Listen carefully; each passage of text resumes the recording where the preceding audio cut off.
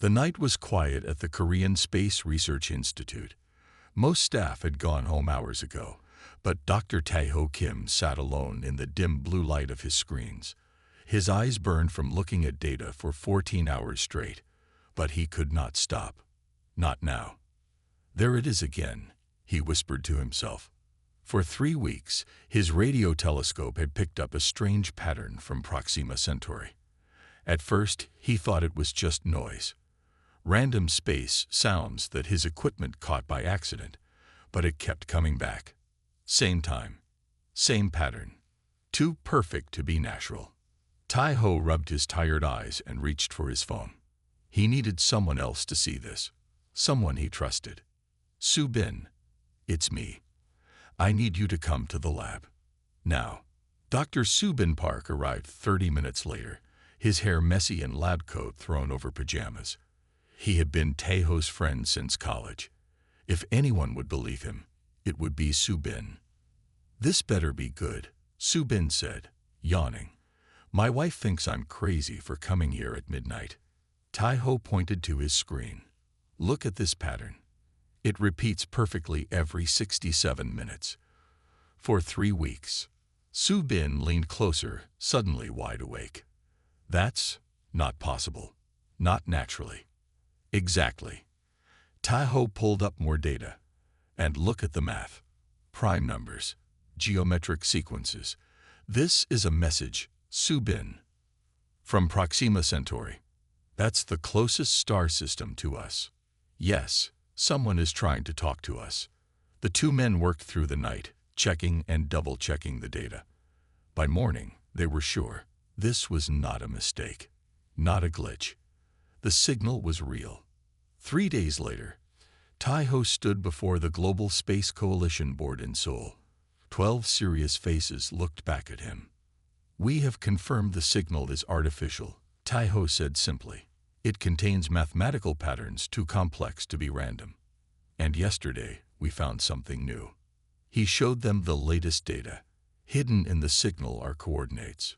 Star coordinates. The room stayed quiet for a long moment. Then Director 1 spoke. Dr. Kim, are you telling us that an alien intelligence is inviting us somewhere? Yes, Director. That is exactly what I'm saying. The news spread quickly. Within days, the whole world knew. Humanity was not alone. The signal was on every TV channel, every news site. People reacted with fear, excitement, or disbelief. At a military base outside Seoul, Captain Ji-woo Han watched the news with interest. As a test pilot for experimental spacecraft, she had flown things most people didn't know existed. But this news made even her feel small. Her phone rang. Captain Han speaking. Captain, this is Director 1 from the Global Space Coalition. We need to speak with you. In person. About the signal. Yes, we're putting together a team. And we need someone who can fly anything. Jet-woo looked back at the TV. They were showing Dr. Kim explaining the signal again. When do we meet? She asked. Tomorrow. 800. This is classified, Captain. Understood. After hanging up, Ji-woo stood by the window, looking up at the stars. Somewhere out there, someone was calling, and humanity was about to answer. Meanwhile, at his apartment, Tae-ho couldn't sleep. The weight of his discovery kept him awake. Was he doing the right thing, pushing for humanity to respond? What if the signal was a trap? What if it wasn't? Either way, everything would change now. The question wasn't if humans would go to the stars, but when. And Tae-ho knew he would be on that ship. No matter what, he had heard the call. And something deep inside him had to answer it. 3 years passed since the signal was found. The world had changed. Countries that once fought each other now worked together on the biggest project in human history, building a ship that could travel to the stars. Captain Ji-woo Han stood in the huge hangar, looking up at the massive ship. The Odysseus, her ship, still not finished, but almost ready. Impressive, isn't it? Said a voice behind her. Jet-woo turned to see Dr. Tae-ho Kim walking toward her. He looked different from the nervous man she had met 3 years ago. Now he walked with purpose. "It's bigger than I expected," Jigu said. "It needs to be. 12 people will live on it for 5 years." Tahoe handed her a tablet. "Here's the final crew list. I hope you approve." Jigu looked at the names. Dr. Subin Park would stay on Earth as mission control. But Dr. Yun Jili would join as medical officer, and Chief Engineer Du Yun Kang, the man who designed the new engines that would take them to the stars. "They're the best in their fields," Tahoe said. "Just like you." Jigu nodded. "When do they arrive for training?" "Tomorrow. We have 6 months to become a team." The next day, Jiwu met her crew, 12 people from different countries, all experts. Engineer Kang was younger than she expected, only 32. He spoke quickly and moved his hands a lot when talking about his engines. "The new drive will get us there in 5 years instead of 50, he explained during the first briefing. "But we've never tested it on such a long journey." "Is it safe?" asked Dr. Yun Jili, the calm, serious medical officer. Kang smiled. "Safer than staying home and waiting for whatever sent that signal to find us first." Not everyone on Earth supported the mission. Outside the Space Center, protesters gathered every day. They held signs saying "Don't answer" and "Earth first." They feared what might happen if humans met aliens.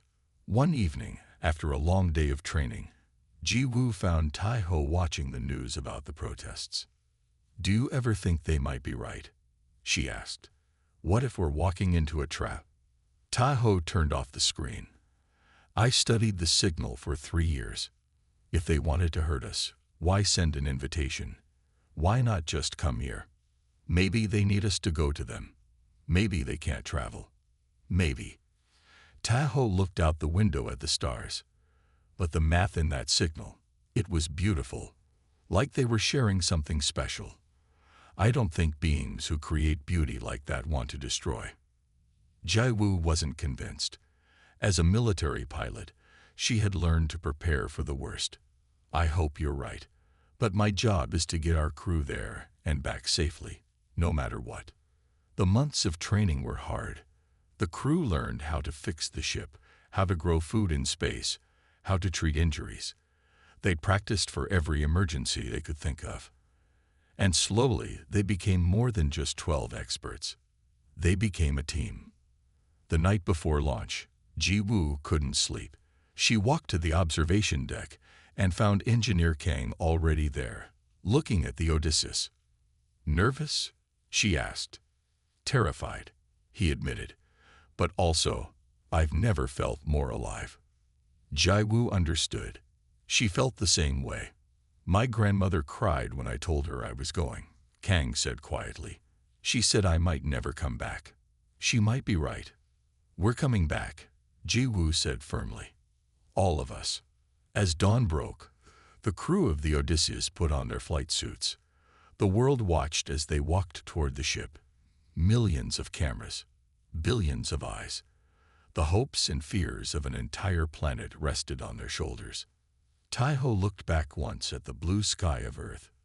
Then he stepped into the ship that would carry humanity to the stars. 6 months after leaving Earth, life on the Odysseus had fallen into a steady rhythm. The crew worked, exercised, studied, and tried not to think about the 4.5 more years of travel ahead of them. Taiho sat in the observation room, staring at the stars. They looked different out here, with no atmosphere to make them twinkle, just hard points of light in the darkness. Still looking for answers in the stars, Jiwu asked as she floated into the room. "Always," Taiho smiled. "How are the systems running?" "Engineer Kang says everything is perfect, almost too perfect." Before Taiho could answer, the ship's alarm sounded. Red lights flashed. The calm voice of the ship's computer spoke. "Warning. Unknown spatial anomaly detected ahead." Jiwu and Taiho rushed to the bridge. The rest of the crew was already there. On the main screen, they could see something strange in space. It looked like a ripple in water, but in the blackness of space. "What is that?" Jiwu asked. Engineer Kang shook his head. "Nothing we've ever seen before. It's not in any Earth science books. Can we go around it? Asked Jiwoo. It would take 3 months off course, said the navigation officer. And we don't have extra fuel for that kind of detour. Dr. Lee looked worried. Could it harm the crew? Radiation. Other effects. Unknown, said Taeho, studying the readings. But it's directly in our path, and it's growing. Jae-woo made a quick decision. Slow the ship. We need time to think. As the Odysseus slowed, the anomaly grew faster. Soon it was all they could see out the front windows, swirling, shifting colors in space where there should be nothing. Captain, said Kang after an hour of study, I have an idea, but it's risky. Tell me. The engines I designed can create a field around the ship. It protects us from tiny space rocks. But if we reverse the field and push it to maximum power, we might be able to cut through the anomaly. Might. Jiwoo raised an eyebrow. It's just a theory, Kang admitted. But I think it will work. Taeho spoke up. I've been looking at the math of this anomaly. It's not random. There's a pattern, like in the signal that brought us here. You think this is artificial? Jiwoo asked. Made by the same beings who sent the signal. Yes, and I think it's a test. The bridge went quiet. Everyone looked at Jiwoo, waiting for her decision. Go forward into the unknown or turn back. Engineer Kang, prepare your plan. Everyone else, secure for possible turbulence. Jiwoo's voice was firm. We didn't come this far to turn back at the first challenge. Kang worked quickly, rerouting power to the engines. Taeho helped him, making calculations and adjustments based on the anomaly's patterns. Ready, Captain, Kang said finally. Proceed, Jiwoo ordered. The engines roared louder than ever before. The ship shook. Warning lights flashed across every console. The crew held tight to their seats as the Odysseus pushed forward into the swirling anomaly. For a moment, everything went silent. The ship seemed to float in a place between spaces. Colors no human had ever seen before flowed around them. Then, with a massive surge, they broke through to the other side. Systems check, Jiwoo called. One by one, the crew reported. Everything was working. No one was hurt. The ship was intact. Where are we? Jiwoo asked the navigation officer. After a moment of checking, the officer looked up in shock. Captain, we're 2 years closer to our destination. Impossible, someone whispered. Taeho smiled. Not impossible. Intended. We passed the test. As the crew celebrated their survival, Jiwoo and Taeho looked at each other. They had learned something important. Whoever had invited them across the stars was not just watching. They were helping. There it is, Taeho said quietly. The crew of the Odysseus gathered at the viewing windows after nearly 3 years in space, 2 years less than planned thanks to the anomaly. They had reached the coordinates from the signal.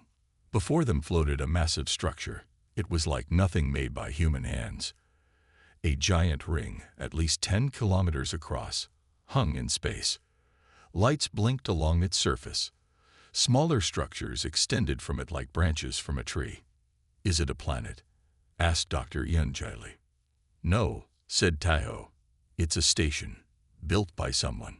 Jiwoo turned to her communications officer. Any signals? Are they talking to us? Nothing yet, Captain. Jiwoo made her decision. Take us closer. Slowly. As the Odysseus approached the ring, everyone held their breath. This was the moment humanity had been waiting for. First contact with an alien civilization. Security officer Min-ho Choi checked his screens nervously. No weapon systems detected, Captain. But that doesn't mean they're not there. When they were 1 kilometer from the station, a blue light shot out and scanned the ship. Then, a voice spoke through their communication system. It sounded almost human, but with a strange accent. Visitors from Earth, you have completed the first part of your journey. Please dock at the indicated port. A section of the ring lit up, showing them where to go. Engineer Kang looked at his readings. Captain, they're sending us docking instructions. They're compatible with our systems. Almost like they designed it for us, Tai-Ho finished. Jiwu hesitated only a moment. Take us in, helm. The Odysseus docked smoothly with the alien station. The crew prepared to disembark. They wore their spacesuits, not knowing what environment waited for them. I'll go first, Jiwu said, standing at the airlock. Not alone, said Tai-Ho. I'm coming with you. Minho stepped forward too. And me, for security. Jiwu nodded. The three of them entered the airlock. The door closed behind them. Then the outer door opened to the station. They stepped into a large, empty room with walls that seemed to glow with soft light. The air. Wait, said Minho, checking his instruments. The air here, it's breathable. Oxygen, nitrogen, perfect pressure. Exactly like Earth. That can't be a coincidence, said Tai-Ho. Slowly, Jiwu removed her helmet. She took a careful breath. The air felt clean and fresh, like mountain air on Earth. It's safe, she told the others. They'd prepared this place for us. As the rest of the crew joined them, a section of the wall suddenly changed. It became a window, showing the stars outside. Then the window changed again, becoming a screen showing a figure. The figure looked almost human, but not quite. Taller, thinner, with larger eyes. It spoke in perfect Korean. I am the Arbiter. Welcome to Nexus Station, humans of Earth. How do you know our language? Tai-Ho asked. We have been observing your world since you first began sending radio signals into space, over 100 Earth years. Minho stepped forward. You've been watching us, without our knowledge. Yes, as we watch all developing species with potential. Potential for what? Asked Jiwu. Potential to join the conclave, Captain Han. Everyone froze at the mention of Jiwu's name. The conclave is a coalition of spacefaring species, the Arbiter continued. We have brought you here because humanity has shown exceptional qualities. What qualities? Tai-Ho asked. Resilience, creativity, problem-solving unlike any species we have seen at your technological stage. You faced the spatial anomaly with both courage and ingenuity. Many species turn back. Some try to destroy it. You found a third way. Dr. Yunji stepped forward. Are you alive, or are you an artificial intelligence? I am an interface, a tool created by the conclave to communicate with new species. My creators await your formal introduction, but first, you must understand why you are here. The screen changed, showing images of Earth from space, then zooming in to show cities, people, human achievements. Humanity stands at a crossroads, said the Arbiter. You have been invited here because you must now face your greatest test. What do you mean by greatest test? Jiwu asked the Arbiter. The tall, thin figure on the screen looked at each crew member before answering. To join the conclave, all species must pass 3 trials. These trials will test your innovation, your ethics, and your ability to adapt. Tai-Ho stepped forward. And if we fail, you will be returned to Earth with no memory of this meeting. Your world will remain isolated until you are ready to try again. This may take centuries. The crew looked at each other. The weight of responsibility was heavy on their shoulders. They weren't just explorers anymore. They were representing all of humanity. We accept your trials, Jiwu said firmly. The Arbiter nodded. Very well. The first trial begins now. Suddenly, the room changed around them. The crew was split into 3 groups, each in a different space that looked like workshops. Engineer Kang, Tai-Ho, and 2 others found themselves surrounded by strange tools and materials. What is this? Kang asked, picking up a tool that hummed in his hand. A voice spoke from the walls. Your first trial tests innovation under pressure. You must build a device that can power a small ship using only the materials provided. You have 3 hours. Kang looked at the strange metals and crystals. None of them matched anything from Earth. These aren't our technologies, That is the point, said the voice. True innovation comes from working with the unknown. In another room, Ji Woo and her group faced a different challenge. They stood before a complex maze filled with traps and obstacles. You must retrieve the data crystal at the center. Their instructions said, but be warned, the path chosen reveals character. In the third room, Dr. Lee and her team faced medical emergencies with patients who weren't human. They had to figure out how to treat alien bodies with unfamiliar equipment. Hours passed. In the engineering room, Kang was struggling. Nothing works like it should, he said in frustration, throwing down a tool. Tai-Ho studied the strange crystals. Maybe we're thinking about this wrong. We're trying to build something like Earth technology. But what if we use these materials the way they're meant to be used? Kang paused. You're right. Let's forget everything we know and look at what these materials want to be. They started over, watching how the crystals responded to different energies, how the metals bent and flowed. Soon, they had created something new, a power source unlike anything on Earth, but perfect for the task. Meanwhile, Ji Woo's team reached the center of the maze. But there were 2 crystals, not one. Which do we take? Asked her teammate. Ji Woo studied the room. It's another test. One crystal holds the data. The other might be a trap. She noticed symbols on the wall that matched patterns from the original signal that had brought them here.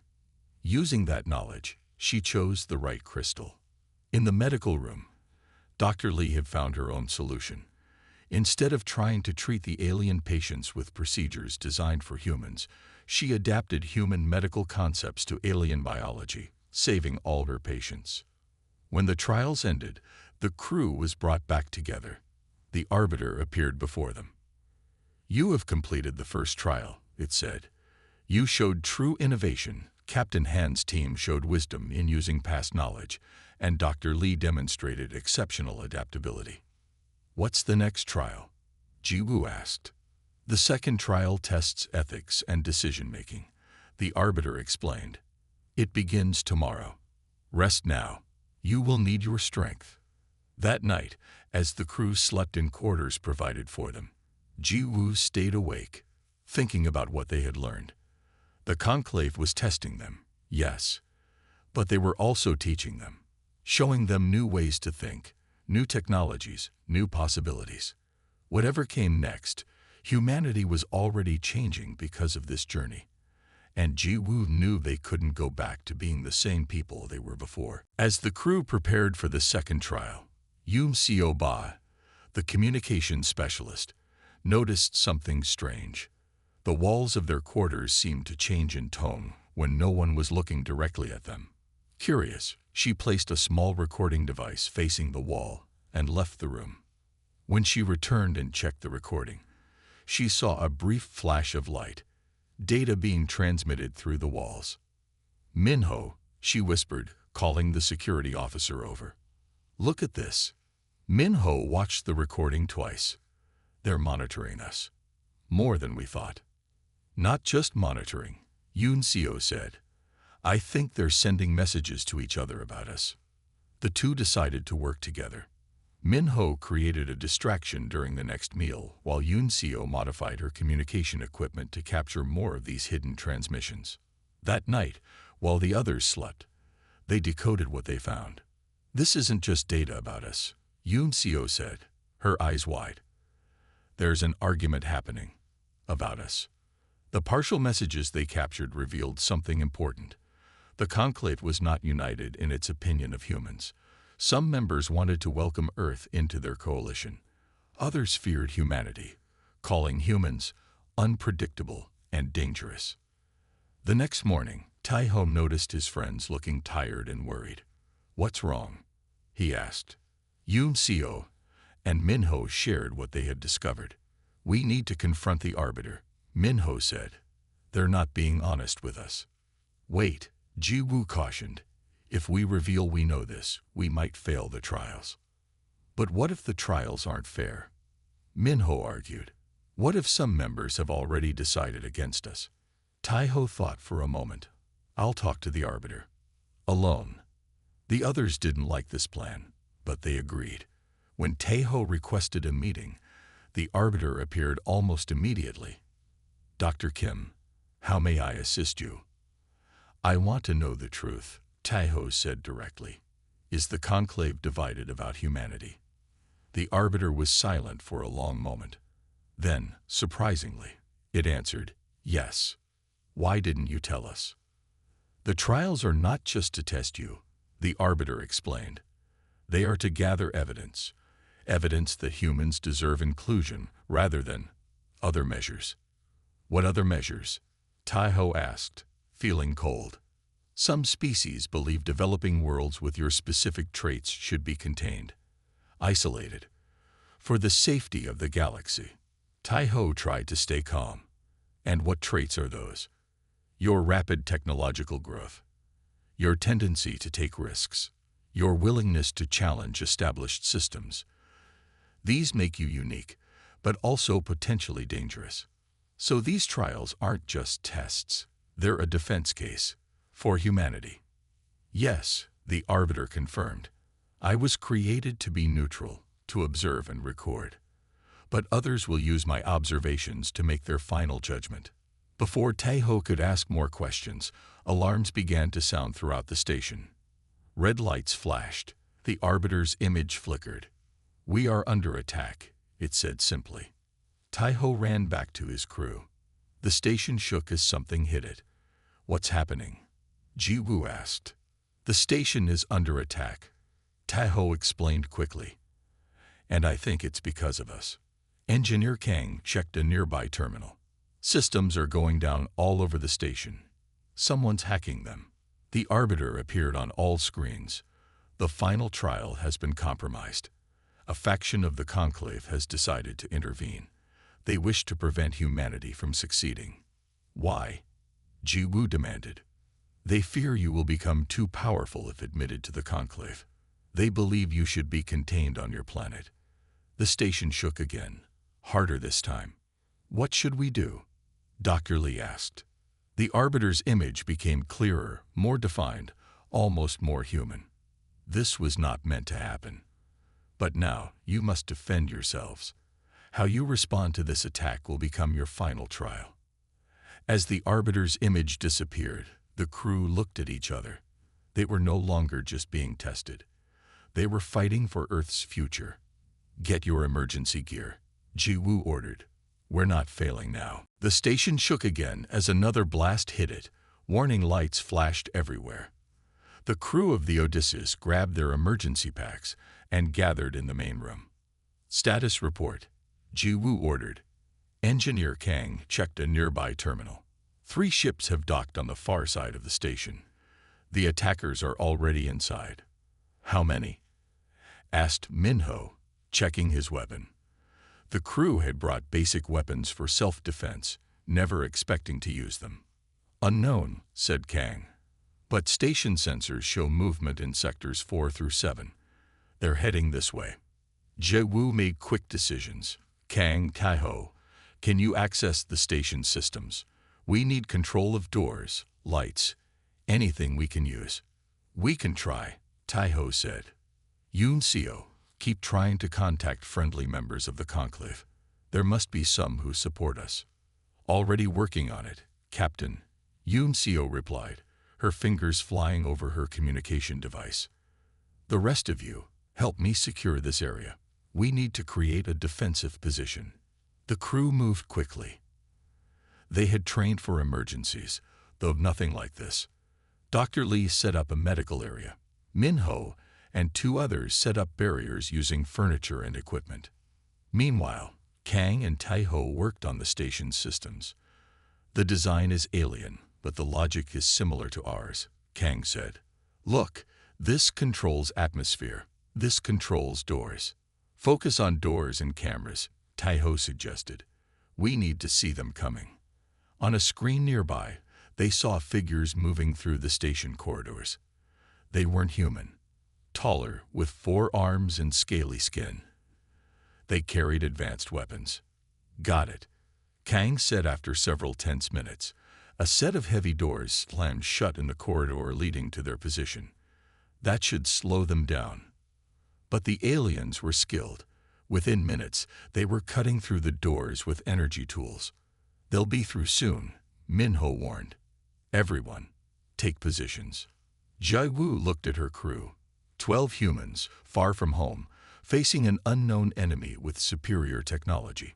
But she saw no fear in their eyes, only determination. "Remember," she said, "we're not just fighting for ourselves. We're fighting for Earth." The doors began to glow red as the aliens cut through. Then, just as they were about to break through, the station's lights went out. "What happened?" Ji-Woo whispered. "Not me," Kang replied. A new voice spoke from the darkness. "We have intervened." The lights came back on. The attacking aliens were gone from the corridor. In their place stood different aliens. These were smaller, with smooth blue skin and large eyes.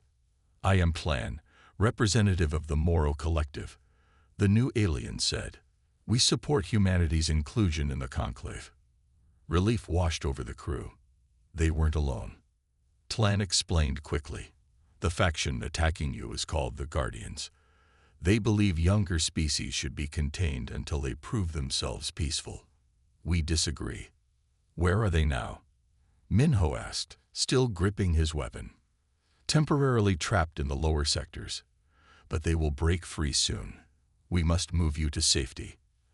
As they gathered their equipment, a loud bang echoed through the station. The Guardians had broken free faster than expected. 3 of them appeared at the far end of the corridor, weapons raised. "Behind me," Minho shouted, pushing Taiho and Dr. Lee to safety. The aliens fired. Energy beams scorched the walls. Minho returned fire, forcing them to take cover. More Guardians appeared, surrounding them. One Guardian pushed forward, seemingly unafraid of human weapons. It reached for Dr. Lee. Minho threw himself at the alien, tackling it to the ground. The alien was stronger, but Minho fought with desperate intensity, protecting his crewmate. Other crew members joined the fight. Despite having less advanced weapons, the humans fought fiercely. Tlan and the Moro aliens were surprised by the humans' bravery. When one Guardian dropped its weapon, Minho could have killed it. Instead, he kicked the weapon away and moved to the next threat. The alien looked confused at being spared. Finally, the Guardians retreated, obviously surprised by the resistance they met. "They did not expect you to fight so well," Tlan said, "or to show mercy to a fallen enemy." "We fight when we must," Jiwoo said, helping a wounded crewmate. "But we're not killers." The Arbiter's image appeared, damaged but functional. "Your response has been recorded," it said. "The true test continues." The attack was over. Conclave peacekeepers had arrived and secured the station. The Guardians who had attacked were taken away. The crew of the Odysseus were treated for minor injuries, then given time to rest. "What happens now?" Taiho asked Tlan, their blue-skinned ally. "The council has been called," Tlan said. "All 12 species of the conclave. They will decide humanity's fate." Jae-woo frowned. "I thought that's what the trials were for." "The trials generate evidence. The council makes the final decision." Tlan looked troubled. "The attack has forced an earlier vote than planned. This is unusual." The next day, the humans were brought to a large circular room. 12 raised platforms formed a ring around them. On each platform sat representatives of different alien species. Some looked almost human. Others were completely different. One was a cloud of shifting colors. Another looked like a giant insect. The Arbiter stood in the center with the humans. The Council of the Conclave is now in session. The matter before the Council is the status of Species 7293, designation human from planet Earth. An alien with gray skin and 6 eyes spoke first. "The evidence from the trials is incomplete, yet a decision must be made due to recent events." Another council member, who looked like a tall, thin version of a human, spoke next. "The key issue is clear. Earth sits at a strategic location in space. Without protection, It will eventually face conquest or destruction by expansionist powers outside the conclave. Why should this concern us? Asked a third council member, whose body seemed made of crystal. Many worlds face such fates. Because humans show rare potential, said Tlan, who now sat on one of the platforms. The kind of potential that appears only once in 1,000 years. Or the kind of potential that brings destruction, countered another council member. They are unpredictable, emotional. They take risks no logical species would consider. The debate continued. Some council members spoke of humanity's creativity and resilience. Others pointed to human history filled with war and conflict. Jie-Wu listened, growing angry at how they discussed Earth's fate so coldly. Finally, she stepped forward. May I speak? The council went silent, surprised. Yes, Captain Han, said the Arbiter. You're right about us, Jie-Wu began. We are unpredictable. We do take risks. Our history has wars and mistakes, but that's not all we are. She looked at each council member. Those same qualities let us survive on a planet that tried to kill us many times. We learned to adapt, to grow. We're not perfect, but we're always trying to be better. Taiho joined her. In our short time here, we've seen technologies beyond our understanding. Yet we've already begun to learn them, to adapt them. Not because we want power, but because we're curious. Because we want to understand. A council member who hadn't spoken yet leaned forward. Fine words. But words alone prove nothing. Engineer Kang, who had been quiet until now, stepped forward. He carried a small device he had built during their time on the station. This is not just words, he said. He activated the device. A hologram appeared above it, showing a new design for part of the station's power system. Your current system loses energy here and here. He pointed to specific areas. My design fixes that problem. The council members looked at each other in surprise. You created this? In days? Asked the crystal being. Yes, said Kang simply. It's what humans do. We see problems. We fix them. He showed more designs, ways to improve conclave technology that its creators had never considered. The council watched in silence. Finally, the lead council member spoke. We must vote. Will Earth be granted provisional membership in the conclave, or will it be designated for containment? The crew held their breath as each council member cast their vote. Some voted quickly for containment. Others firmly supported Earth. A few seemed undecided. When the final vote was cast, the Arbiter announced, by 7 votes to 5, Earth is granted provisional membership in the conclave. The humans let out a cheer. They had done it. Earth would not be alone among the stars anymore. This is just the beginning, the Arbiter warned them. Much work remains. Jie-Wu nodded. We're ready. 2 days after the council's vote, the crew of the Odysseus gathered in their quarters. They faced a difficult choice. The conclave has offered us 2 options, Jie-Wu explained.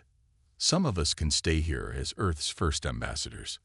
The rest will return home with knowledge to prepare humanity for its new place among the stars. The room was quiet. Everyone understood the weight of this decision. Both missions are important, Taiho said. We need people here to learn directly from the conclave, but Earth must be told what's happening. After much discussion, they decided to split the crew. Jie-Wu would stay at the station with Dr. Li, Min-Ho, and 3 others.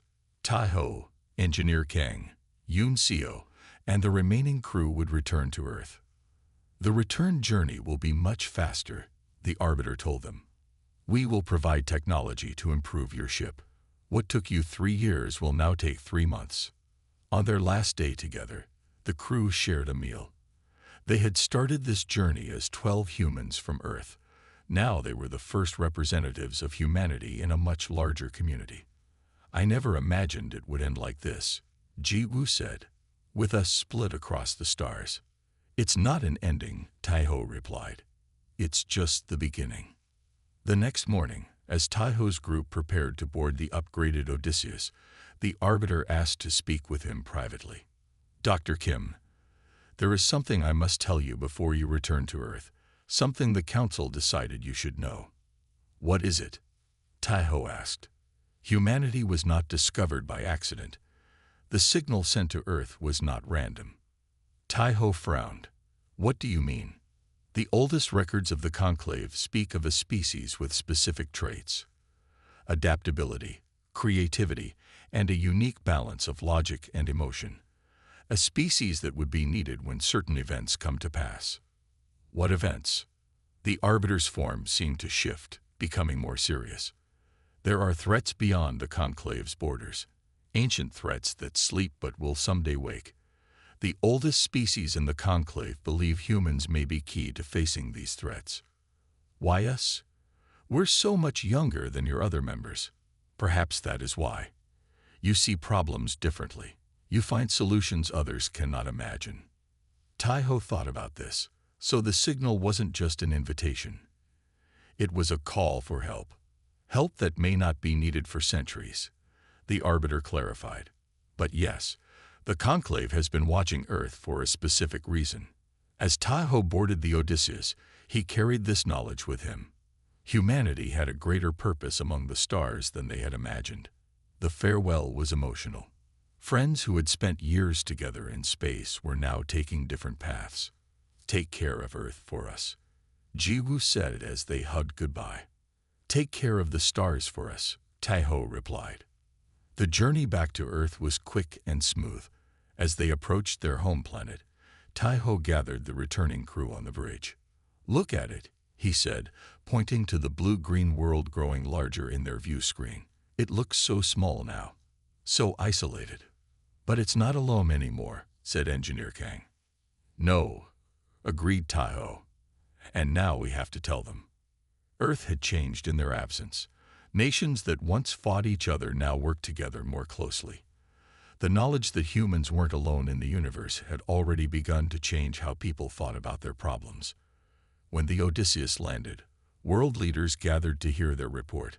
Taiho spoke for the crew, telling Earth about the Conclave, the trials, and humanity's new status. We stand at the edge of a new age, he told them. We've been invited to join something greater than ourselves. Not because we're perfect, but because we're human. Because the very things that make us different, our curiosity, our stubbornness, our unwillingness to give up, are exactly what the universe needs. As he spoke, Taiho thought about Jiwoo and the others, now living among the stars. He thought about the challenges ahead, the work of preparing humanity for its new role. It would take generations. But looking at the faces before him, eager and determined, he knew humans were ready. They had always looked to the stars with wonder. Now the stars were looking back with hope. The call had been answered, and humanity's spirit, relentless, adaptive, and endlessly creative, was reaching out to touch alien worlds at last.